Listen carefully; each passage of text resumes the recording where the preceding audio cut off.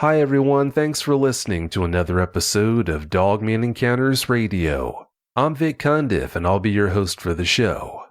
If you've had a Dogman encounter of your own and would like to speak with me whether in private or on the show, please go to dogmanencounters.com and submit a report. I'd love to hear from you. Tonight's guest is Tanner. Tanner, welcome to the show. Thanks for having me. It's a pleasure to be here. Oh, it's great having you here too. Thanks so much for your time. Tanner, please give us a brief bio on yourself. Well, I'm a 18-year-old male from Oklahoma, born and raised, country boy. I guess that's about it. Tanner, how many times have you seen Dogman in your life? 3, maybe 4 times. Well, that's 3 to 4 times too many if you ask me. Yeah. Has listening to episodes of the show helped or hurt you? It's done a little bit of both. In the earlier episodes, I wasn't sure if I had encountered a Dogman because I couldn't, off the top of my head, remember my encounters. But after a couple of eyewitnesses had talked about their nightmares with Dogman and how they described them as wolf bears, it helped me in that I felt like I wasn't alone with the nightmares that I had, and it's helped ever since then. It was kind of detrimental at first, but then it was very helpful. Well, I can't tell you how glad I am to hear that it's helped you so much. That's really good news. Because of those encounters, you've suffered serious issues with anxiety. Please tell us what you've been going through because of them. Well, before my encounters, I was able to go outside and play in the dark until well past midnight, even by myself. But after my encounters, I can't be in the dark, even in my house or anywhere. And my anxiety got so bad that I just stopped going to school altogether, and I pretty much stay at home 24/7. Well, I'm sorry to hear that those experiences have had such a strong effect on you. Rest assured, you're definitely not the only person who's been affected that way by experiences with them. When you were growing up, were you into werewolf movies and things like that? No, not really. I can't think of but maybe 1 or 2 werewolf movies that I've seen. Those being the Underworld series and An American Werewolf in London. If you had been a big fan of werewolf movies and watched them maybe 3 times a day or 3 times a night, it'd be easy for someone to say, okay, well, we've got a guy here who sees werewolves behind every tree out in the woods, but obviously you weren't even watching movies like that, so that's clearly not the case.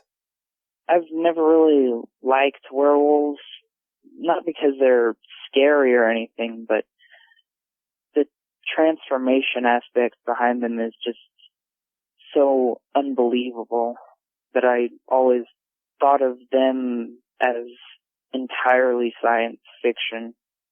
Well, I can understand you saying what you did about the unbelievability of the transformations, but for some reason that never has stopped me from being a huge fan of those movies. Before you tell us about your first experience, please tell us about the area where it happened. Well, the area where it happened is somewhat flat on the property that I lived at, but as it goes towards the road, it dips down a lot. It's flat for the most part until you get closer to the road, which is really hilly. I remember skateboarding down the hill and going so fast that I tipped the skateboard over because I was laying on it, rolling down the hill, skinning up my arms real bad. It's a really hilly area, but is there much tree cover? Other than like a 30 square foot patch close to my house, actually on the property line with one of my neighbors, and then across the street in, I guess, a ditch area, there's a small bit of trees over there probably, I don't know, 100 square yards. So you don't have any large forests nearby? Well, when I looked at Google Maps recently, there was a lot more than I thought, so I guess there is a bit more to the east of the property. It's not really big woods, but a dogman could, I guess, move through there. I don't think a dogman could really make a nest there. Well, if it's big enough to have deer in it, it's definitely big enough to have dogmen in it. Yeah, deer were really common. They actually would often come into the yard during the spring. Yeah, if you have deer around, then that's all the dogmen would need to do what they do. All right, Tanner, please tell us about your first encounter. Give us every last detail that comes to mind. Okay. Well, starting at the beginning, it was around 11 or 12 p.m., and it was bright out because the moon was somewhat bright, and we had some yard lights, a couple of telephone poles with lights on them, and then we had a large light on the barn, so the yard was really illuminated. And me and a couple of my friends that were my neighbors were playing hide and seek on my property, and we had just finished a game of hide and seek, and I was hiding for, I think, 20 or so minutes after everybody else had been found. There were 4 of us, myself and then 2 neighbors and their younger brother, and they were getting tired of me hiding for so long and them not being able to find me, so we decided that I would be seeking. So I was going to be seeking, and I went over to a telephone pole, which would be on the west side of my property, which my property is only about 30 or so yards wide, east to west, and I was about 5 to 10 yards from the tree line on the west side of my property, leaning up against one of the telephone poles, the light poles, and I was sitting with my legs crossed, facing eastward, and I had my head down, and I was counting to 100 to let everybody else go and hide, and I lost count, I think, 3 or 4 times, so I was sitting there for, I think, 2 or 3 minutes, maybe a little longer, and I could hear twigs snapping behind me, and I could hear them repeatedly. It didn't sound like they were moving, but it didn't sound like it was intentional, I guess. So I figured that there was someone behind me in a brush pile that we had there, because we would burn all of the branches and stuff that would fall off the trees during the winter and spring and fall, and we'd burn them all at the end of summer every year in a big bonfire. And we had the brush pile, and then we had a pile of lumber that was left over from when the barn was built, and this lumber was really old and rotted, and the brush pile was, I guess, just to the south of it, and somebody could hide behind it if they laid on their belly, and you'd have to actually walk over around it to see them. So I thought someone was hiding there, and I figured that I would go and look around everywhere else before I would come back there if I hadn't found anybody yet, and I would, I guess, trick them into thinking that I didn't know they were there. But I think maybe 10, 15 minutes had passed since I finished counting, and since I heard the twigs stop, and I moved around and went around the property, and I'd already found everybody, so I thought it was weird that I had heard the twigs snapping behind me. And that game of hide and seek was going to be the last one, because my neighbors, their parents had called them before we had started, and they said it was okay to do one more, and then they had to go to bed because they had something to do the next day. So they were walking to their house, which would be to the east, and the small patch of woods would be behind me to the west. And we were approximately 5 to 10 yards east of where I initially heard the twigs snapping, in front of a large dog pen we had where we would keep our large dogs, but they were inside the house at this time because we only had 2 at the time, and later we would have 3 of them and they would all be out there, but that's at a later time. But back to the encounter. My neighbors were walking towards their house, and I was standing there watching them walk over there. And once they were across the property line where they were a lot closer to their house than I was to mine, I decided to turn to the south and start walking to my house, which was 20-ish yards from where I was standing. And out of the corner of my right eye, I saw a slight bit of movement, which caught my attention because it would have been around where I heard the twigs snapping, but slightly south of that position where I heard the twigs. I turned my head to see what was moving, and I could only see a large, really broad figure that would have been probably 10 plus foot tall, because I could see how tall it was in the trees, and it's about 5-ish yards into the trees. And the only reason I could see the movement was because my neighbors on the west side of me had a back porch light, and it was on, and it was illuminating their backyard, and I could see the light through the trees, but only little bits of it. And this figure, I guess, had stood up, and that's the movement that I saw.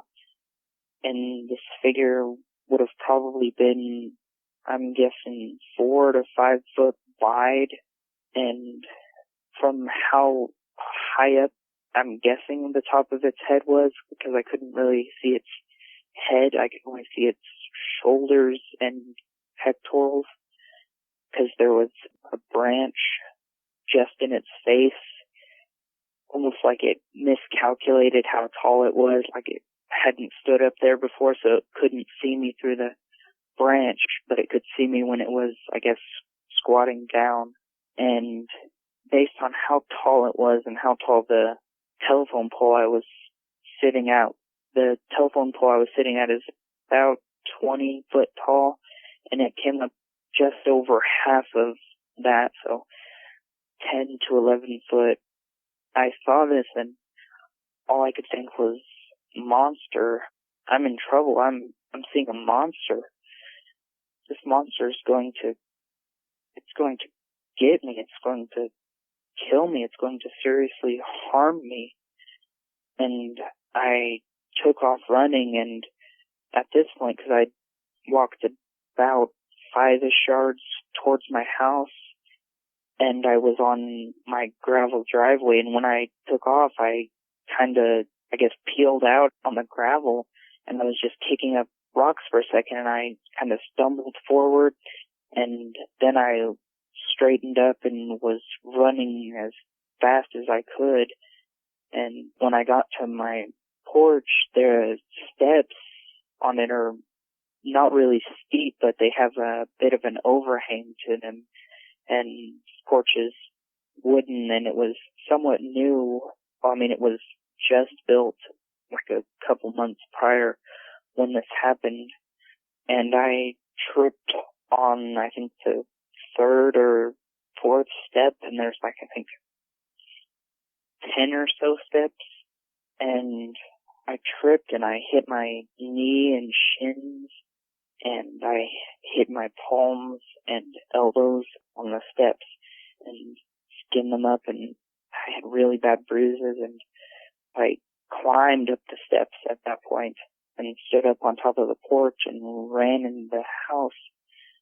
I was crying and hysterical. I couldn't control myself. I continued telling my grandma and my mom that I had seen a monster, and they told me that my eyes were playing tricks on me, and I guess I believed that for the longest time, because only recently did I remember this encounter in full detail.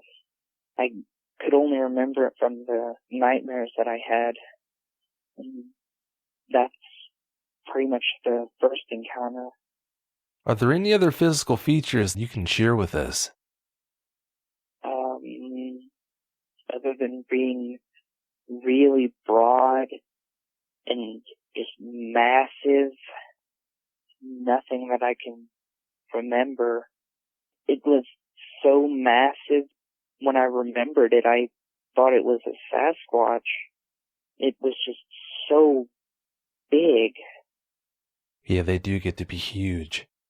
Was being told you hadn't seen what you knew you had seen almost worse than seeing that huge dogman in the first place? No. I think that my mom and my grandma were, I guess in a way, trying to help me to calm down, maybe to, I guess, get more information on it. But I think in doing that, they convinced me almost entirely that it was just my imagination, which, I mean, I guess isn't a bad thing, but I don't know. Yeah, her telling you that that was all in your head, that's pretty typical. It's a shame that she did that. As time went on, did your mom or grandma ever seem to have any run-ins with dogmen? No, not that I know of. I see. Well, if they would have, that definitely would have made believers out of them. Before you tell us about your second encounter, where did it happen? The same location as the first encounter. I see. Please tell us about that second encounter now. Where I was in my bedroom, I was asleep, and I had a nightmare, and I woke up from it, and I was getting down out of my bed to go get a glass of water and to calm myself down. And when I got off of my bed, which was a bunk bed, because it had lots of storage underneath and it had a desk that I could put my computer on, I climbed down the ladder, and my room had a window just across from the ladder, and when I got down and I turned around, and this window would face my neighbor's house with the kids that I was playing with. When I turned around, I had forgotten to pull my blinds and recover the window with the drape, which was just a blanket, and I looked out the window, and underneath the telephone pole with a light on it was a dogman that was probably about as big as a Great Dane, and it was really odd looking because its back legs were longer than its front legs.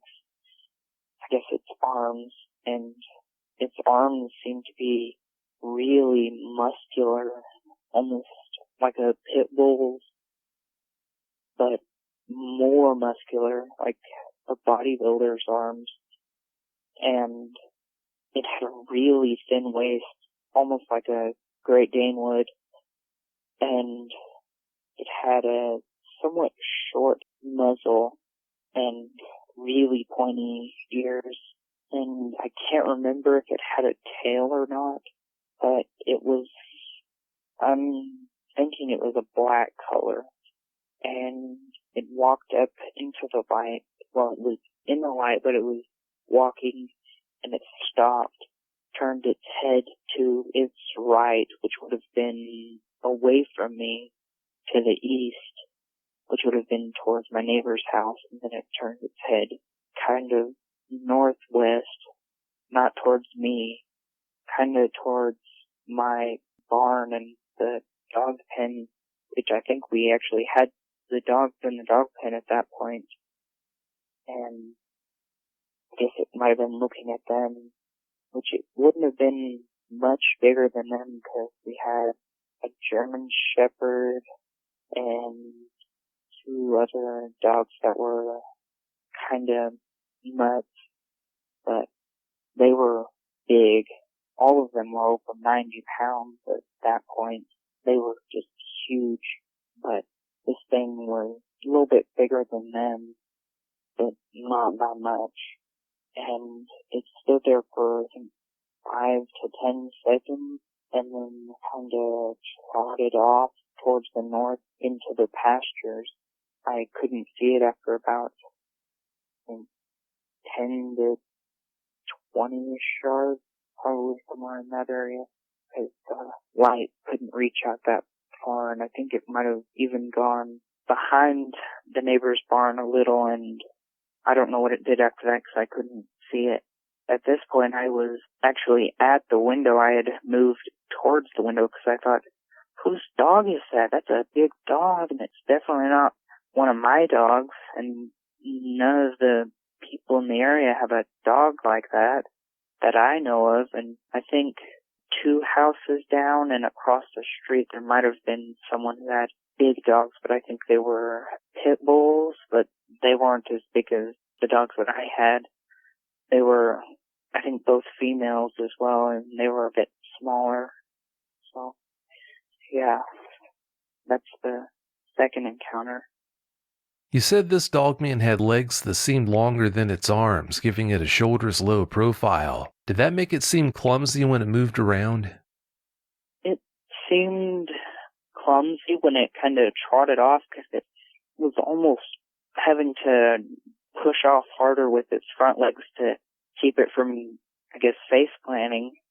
Or it looked like that anyways, with how it was moving its hands when it ran, and when it would flick its wrist inward when it would kind of trot, which looked really odd. But yeah, it looked really goofy. When it stood there, it looked kind of uncomfortable. Well, I'm sure it did look goofy. Yeah, that had to be quite the sight to see. Your third encounter happened at your aunt's house. Please tell us about that experience. Well, this one, like the others, it was late at night. I think it was probably around 11 p.m. Me and my cousin were under a telephone pole that was in my aunt's yard. We were playing catch with a hacky sack. We were throwing it up over the telephone wire and catching it on the other side. And he was facing kind of slightly towards the north, which would have been where the woods were, where we would play during the day. And I was facing east-northeast, so I wouldn't have been able to see it even out of the corner of my eye had it been lit up over there where it was. And he said, "Hey, look at that. There's a coyote over there, and it's, I guess, watching us." I turned and looked, and I could see 2 large green eyes looking at us. And this would have been probably 30 to 40 yards away. And it was on the other side of the fence where we would cross over into the woods, and the fence right there was pushed down. And if it was a coyote, it would have had to have been standing on its back legs, which is somewhat unusual. But for how far back the eyes were, the area back there immediately after the fence drops off like 4-ish feet, and it's really steep. And the fence covers pretty much all of the area where this air quotes coyote would have been standing. If it was standing on 2 legs, it would have had to have been balancing like that.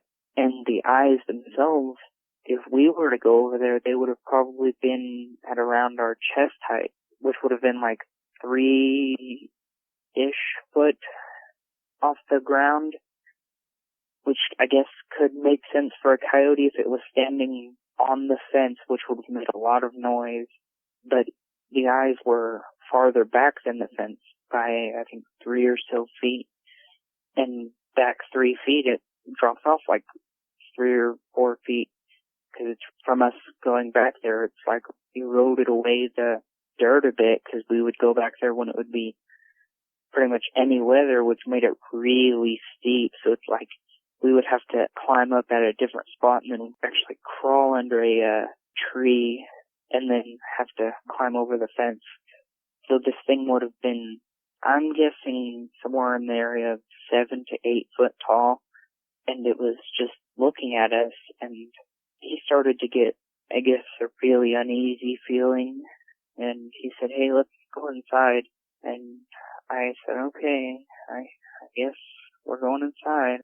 I wanted to keep playing catch because I had an idea for like how to throw the hacky sack over the telephone wire that would make it harder for the other person to catch, and it would make the game more fun. But he said, "Save it for tomorrow." And I said, "Okay."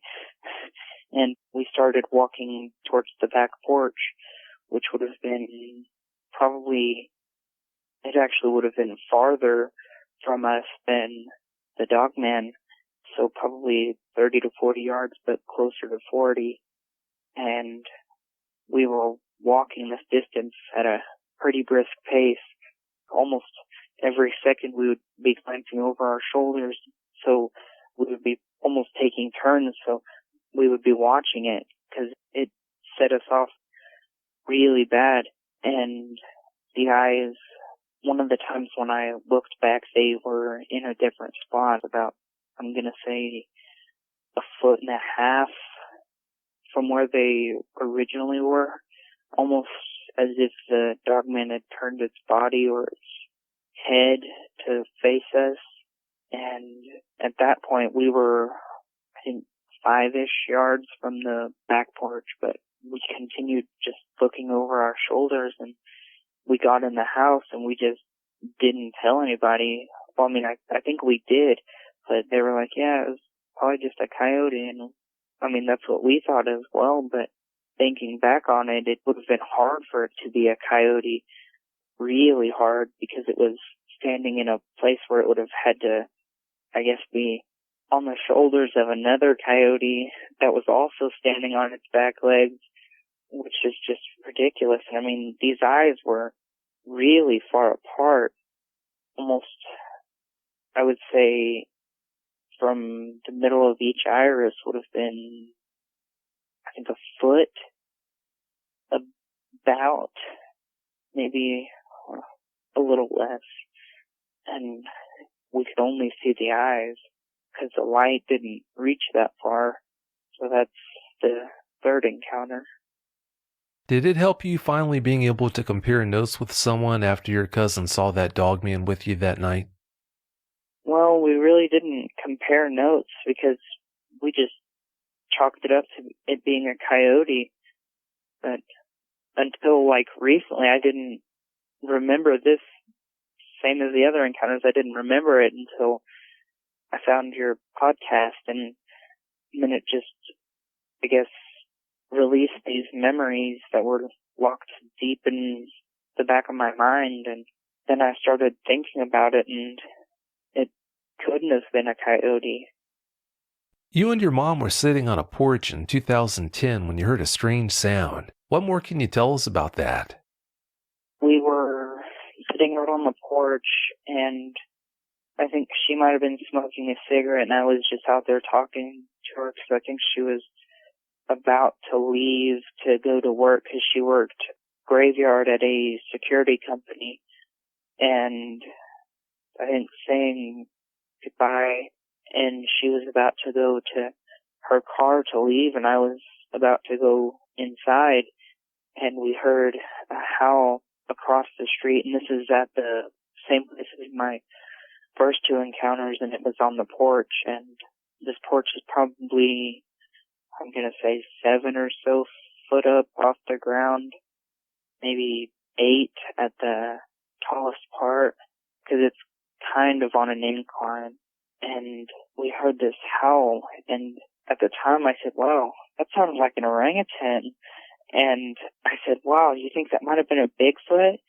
And she said, oh, yeah, okay, whatever you say, because at that point she was skeptical of Bigfoot and Dogman and stuff like that.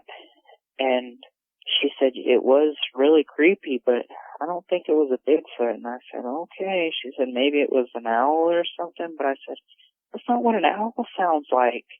Because we'd had a barn owl that lived in the barn there for a little while, and we'd on occasion hear it make its god-awful sounds, but it just didn't sound anything like that. And when I was listening to your show, I got to the Shenango werewolf episode, and those two sounds were almost identical to what we heard. It really startled me how similar they were. And I just got to really thinking, and I couldn't remember any other weird sounds like that, but I showed my mom, I let her listen to the Howls and the Shenango werewolf episode, and she said, yeah, that's exactly what we heard. And it was, I guess, really eye-opening. That's what really, I guess, sealed the deal that I'd been seeing Dogman and maybe not Sasquatch, because the first and third encounters could have been Sasquatch, and the second encounter, I guess, could have been an oddly shaped dog. It's funny how most people, when they hear sounds in nature they can't explain, blame them on owls. That same year in 2010, your neighbors found some strange tracks. Did they show them to you? No, but my grandma went out there and actually saw them. And she said, yeah, they look like a mountain lion's tracks, but they've got claws. And we had coyotes in the pasture back there, which is where these tracks were. They were all the way to the back, which is like, I think, 2-ish football fields back. And I mean, they were like going along the fence line, and they were on a neighbor's side, and they had a steer, but I think they had the steer after the tracks were found. I think a year or so after. But we had horses pretty much the entire time that I was living there, and nothing ever happened to them. I think we had a llama for a period of time as well. We had a large potbelly pig, but it got sick and we had to put it down. But back to the tracks. The tracks, from how they were described, were 4 to 5 inches across in diameter and shaped like a mountain lion's, but they had really noticeable claw indentations. And the neighbors tried to get a cast of it, but when they were letting it cure, the luck, or the, I guess, bad luck, it started to rain, and all the tracks were washed away. I think there was, at least 10 of them in a line. I don't think my neighbors would have been able to tell, but my grandma probably would have been able to tell if they were bipedal or not, but I don't think she knew whether or not they were, or could tell whether or not they were.